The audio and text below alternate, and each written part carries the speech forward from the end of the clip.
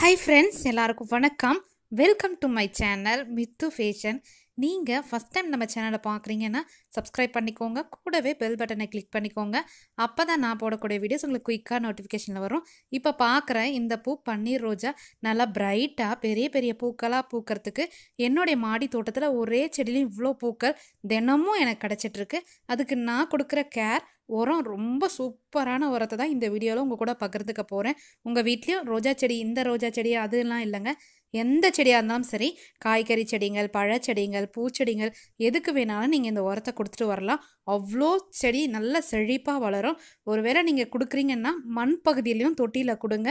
நல்ல ஸ்ப்ரே வச்சியோ இல்லை நீங்கள் கையில் கூட தெளிக்கிறீங்கன்னா செடிக்கு மேலேயும் தெளித்து விடுங்க, அவ்வளோ ரிசல்ட்டு கிடைக்கும். பார்த்திங்கன்னா எவ்வளோ பூக்கள் பூக்குது, நல்ல ஒரு வாசனையாக பிரைட்டாக பூக்கிறது இந்த பன்னீர் ரோஸோடைய மகத்துவம். அது வந்து நல்ல மருத்துவ குணத்துக்கு நிறைய யூஸ் ஆகுது. நம்ம வீட்டில் ஒரு செடி வச்சா கூட இந்த மாதிரி பூக்கணும்னு நினைப்போம். இதிலிருந்து நம்ம பதியம் போட்டு கூட நிறைய செடிகள் உற்பத்தி பண்ணி மாடி தோட்டத்தில் வைக்க முடியும். நம்ம மாடி தோட்டத்துக்கு போகும் பொழுதே நம்மளை வர வைக்கிறது இந்த மனமாக இருக்கும். அப்படி தினமும் பூத்து குலுங்கும். இங்கே சென்னையை பொறுத்த வரைக்கும் நல்ல மழை இருந்துகிட்டே இருக்குங்க. அதனால் ரெயின் லில்லி கூட பூக்க ஆரம்பிச்சிருக்கு. என்கிட்ட பிங்க் கலரும் இருந்தது. நான் நிறைய பேருக்கு நம்ம சப்ஸ்கிரைபருக்கு பகிர்ந்து கொடுக்கும்பொழுது கிழங்கு நான் எடுத்து எனக்கு வைக்காமல் கொடுத்துட்டேன். இப்போ என்கிட்ட ஒயிட் மட்டும் தான் பூத்துட்ருக்கு. இப்போ இந்த பன்னீர் ரோஸை நான் கட் பண்ணி எடுத்துக்கிறேன். பூஜைக்கும் யூஸ் பண்ணுவேன், நிறைய அழகு குறிப்புக்கும் அப்புறம் ரெசிபிக்கும் யூஸ் பண்ணுறது உண்டு. அவ்வளோ மகத்துவமாக இருக்கிற பூவை வந்து நம்ம அப்படியே செடியில் விட்டு கொட்ட விடக்கூடாது. ஏன்னா அவ்வளோ நம்ம கஷ்டப்பட்டு நிறைய உரம் கொடுத்து செடியை பூக்க வைக்கிறது சாதாரண விஷயம் இல்லை. நிறைய பேருக்கு பன்னீர் ரோஸ் பூக்கலை அப்படின்னு தான் என்கிட்ட கீழே கமெண்ட் பண்ணுவாங்க. இந்த வீடியோஸ் நீங்கள் பார்த்ததுக்கப்புறம் ட்ரை பண்ணுங்கள். செடியில் துளிர் வரலை அப்படின்னா கூட இவ்வளோ துளிர்கள் வரும். செடி காஞ்சி போனது நான் உங்களுக்கு உடச்சே காட்டியிருப்பேன். அப்படி இருந்த செடியை தூக்கி போடலான்னு வச்சுருந்தா கூட இந்த உரத்தை நீங்கள் கொடுத்துட்டு வாங்க. உங்களுக்கு ஒரு 15லேருந்து 20 நாளுக்குள்ளவே நல்ல ரிசல்ட் கிடைக்கும். நீங்கள் இந்த உரத்தை ஒரு முறை செஞ்சு வச்சிட்டிங்கன்னா வருஷம் முழுக்க கூட அப்படியே இருக்குங்க. நான் காட்டுற இந்த லிக்விடு பதத்தில் செடிங்களுக்கு கொடுத்துட்டு வாங்க. இது வேறு ஒன்றும் இல்லை, ஒரு 3 இல்லை 4 பொருள் சேர்த்து செய்ய போகிறோம். ஒன்று வந்து வாழைப்பழம், நல்ல கனிஞ்ச வாழைப்பழமாக தோலோடு எடுத்துக்கோங்க. அடுத்ததாக முருங்கைக்கீரை வந்து நல்லா உருகி எடுத்துக்கலாம். இந்த சீசனில் மழைங்களில் செடிங்க நிறைய கீழே சாஞ்சு கிடக்கும், அந்த இலைங்கள் கூட எடுத்துன்னு வந்து வச்சுக்கலாம். அது கூடவே மீன் கழிவுகள் இருக்கு இல்லையா, அதை சேர்த்துக்கோங்க. இன்னும் முக்கியமானது நாட்டு சர்க்கரை. ஆல்ரெடி இந்த வீடியோ ப்ரிப்பரேஷன் நான் போட்டதால் இதில் உங்களுக்கு நான் ஓரலாக சொல்கிறேன். நாட்டு சர்க்கரை எடுத்துக்கோங்க, வெள்ளை சர்க்கரை வேண்டாம், வெல்லம் கூட எடுத்துக்கலாம். ஏன்னா நாட்டு சர்க்கரைன்னு போது தான் உங்களுக்கு நல்ல பலன் கிடைக்கும். ஒருவேளை நான்வெஜ் சாப்பிட மாட்டோம், எங்களுக்கு பிடிக்காது அப்படின்றவங்க மீனை மட்டும் ஸ்கிப் பண்ணிவிடுங்க.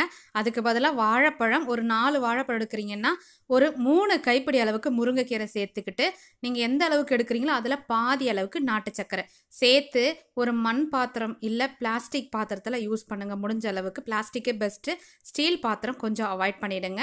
ஏன்னா இதை நம்ம நொதிக்க வைக்கிற ப்ராசஸ் பண்ணுவோம். ஒரு 48 நாள் இதை நல்லா நொதிக்க வச்சிடணும். நல்ல நிழலாக இருக்கக்கூடிய இடத்துல மூடி போட்டு மிக்ஸ் பண்ணி வச்சிடணும்.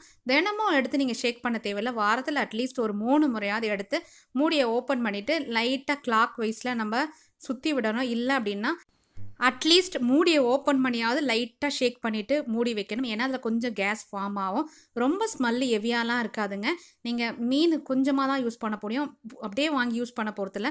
அதில் இருக்கக்கூடிய அந்த குடல் இதெல்லாம் எடுத்துகிட்டு அது தலைப்பகுதி வால் பகுதி வேஸ்ட்டாக இருக்கதான் யூஸ் பண்ண போகிறோம். கடைசியாக இதை நொதிச்சதுக்கப்புறம் நம்ம எல்லாத்தையும் ஃபில்டர் பண்ணிவிடுவோம்.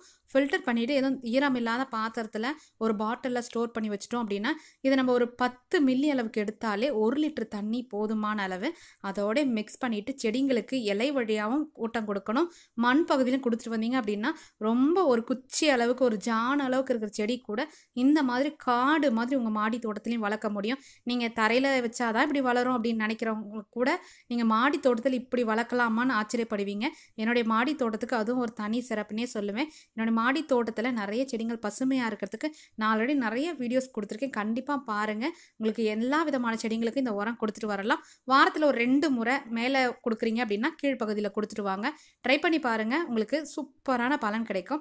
அப்போது இன்றைக்கி இந்த வீடியோ பற்றி உங்களுக்கு கண்டிப்பாக பிடிச்சிருக்கும்னு நினைக்கிறேன். வேறு ஒரு இன்ட்ரெஸ்டிங்கான வீடியோவில் நான் உங்களை மீட் பண்ணுறேன். அந்த வீடியோ நான் ப்ரிப்பரேஷன் லிங்க் கிடச்சாலும் கீழே டிஸ்கிரிப்ஷனில் கொடுக்குறேன். Thank you, bye bye, have a pleasant day.